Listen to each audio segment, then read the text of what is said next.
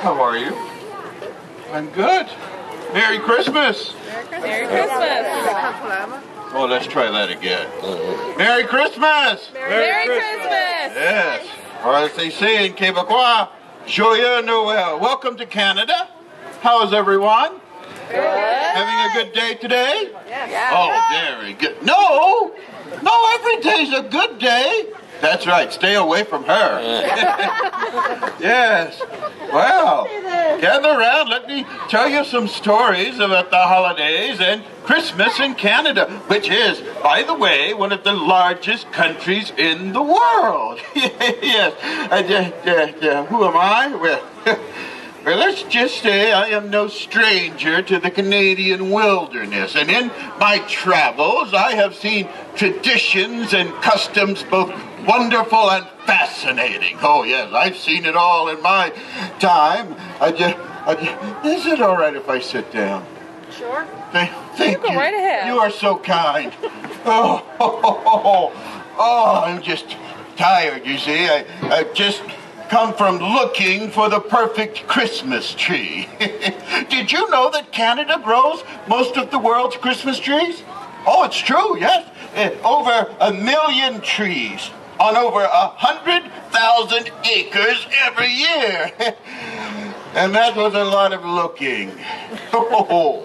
And since Canada is such a large country and her people from so many different backgrounds, the First Nations peoples, French, English, German, Ukrainian, it should come as no surprise to you that the traditions and customs of Canada are quite wonderful and quite different depending on what part of the country you visit or in whose home you're in, eh? Yeah? Yes. For instance, many Canadians on Christmas Eve, they await the arrival of Santa Claus, while other Canadians await the arrival of Papa Noel. While in other parts of Canada, they know nothing of either one. Isn't that remarkable? Yes, but you do believe in Santa Claus, don't you? Yes, I thought you did. Yes. Me too. Yes, Canada is very, very special to Santa Claus, or Papa Noel, as he's known to many. After all, what country do you think is his first stop on Christmas Eve? I'll give you a hint. It's written right there in large letters on the side. Canada! You say it with me! Canada! Yes. And where do you think he finds his fastest reindeer? Finland? Canada, yes. And where do you think Santa and Mrs. Claus have their lovely summer home? Florida. Canada, no. Miami Beach. Yes. Even Santa can only take so much snow. Yes. Now, some of you may still be wondering, well, what in the world could be so different about the customs and traditions in the great white north? Well, plenty. Just as customs and traditions differ in the United States. Oh, yes, Swiss and German traditions in Pennsylvania, or Scandinavian customs in Wisconsin and Minnesota. So, too, do the customs and traditions in Canada reflect the differences of her people, and they come from around the world. So, one year on my travels across the Canadian provinces, from the snow-capped mountains of British Columbia in the west to Newfoundland in the east, I decided to check out these beautiful old customs for myself. Oh, what a wonderful trip that was. I met so many wonderful people. Oh, he's making a list. He's checking it twice. He's gonna find out who's naughty or nice. Santa Claus is coming to town. Oh, yes, that was pitiful. Yeah, absolutely pitiful. Yes, there's not many singers in the group, are there?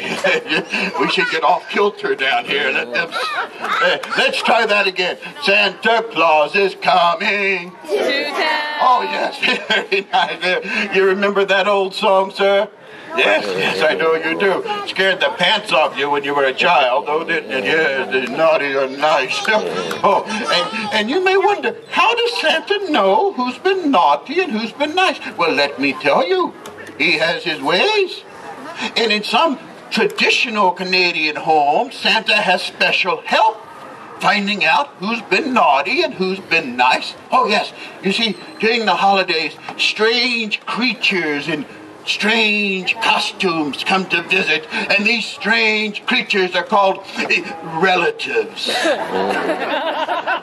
Yes, enough about that, though. I'm joking, of course. The strange creatures are called bell-snickles. Isn't that a fun word to say? Bell-snickles. Yes.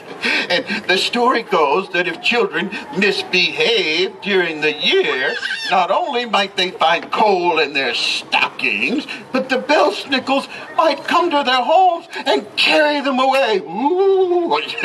Of course, we would never allow that to happen. No.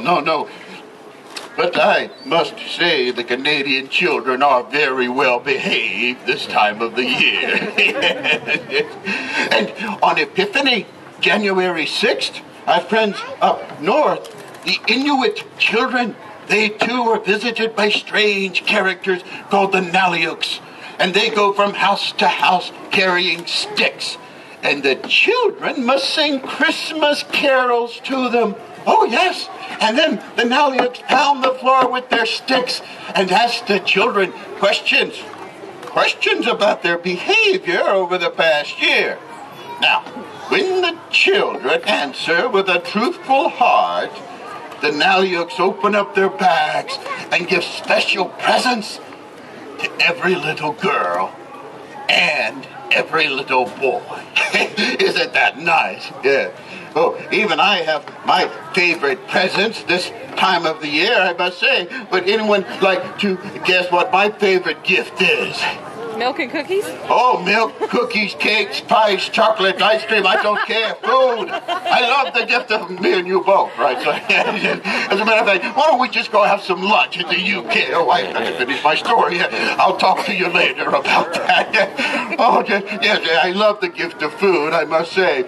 Oh, and in Quebec, there's a wonderful old tradition, La Réveillon. It's a late night supper on Christmas Eve after midnight mass. Yes, it's so delicious. I can almost taste the tortillas now, the savory meat pies. Oh, and they had excellent company.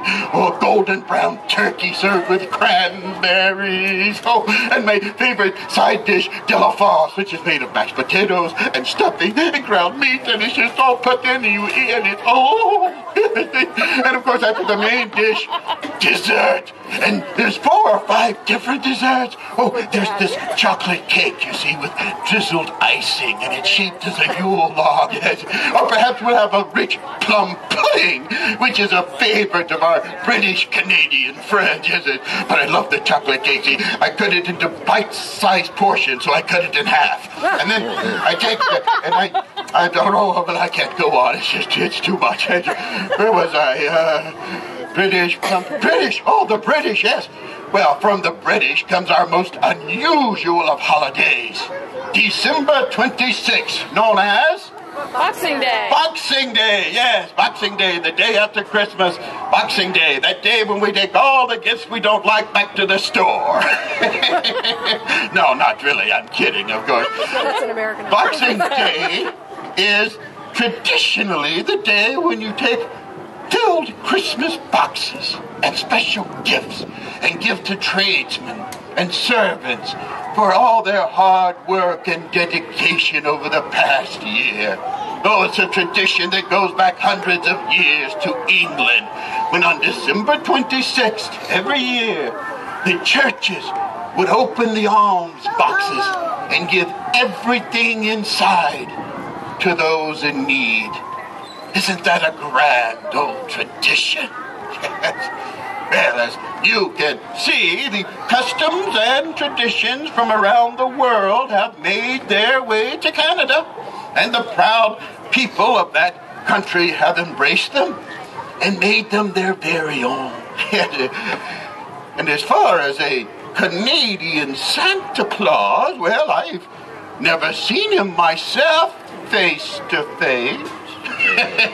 But you would be wise to keep your eyes open, because he could be standing right in front of you, and you wouldn't even know it. Oh, what's the time? Sometimes I do go on, especially about that chocolate cake, I must say. Oh, oh, yes, time to go. Much to do before the big day. I want to tell you all to have a happy, happy holiday, wherever and however you may. And remember, be good. For goodness sakes, be good. Papa Noel is always watching. Merry Christmas, everyone. Merry Christmas. Merry Christmas.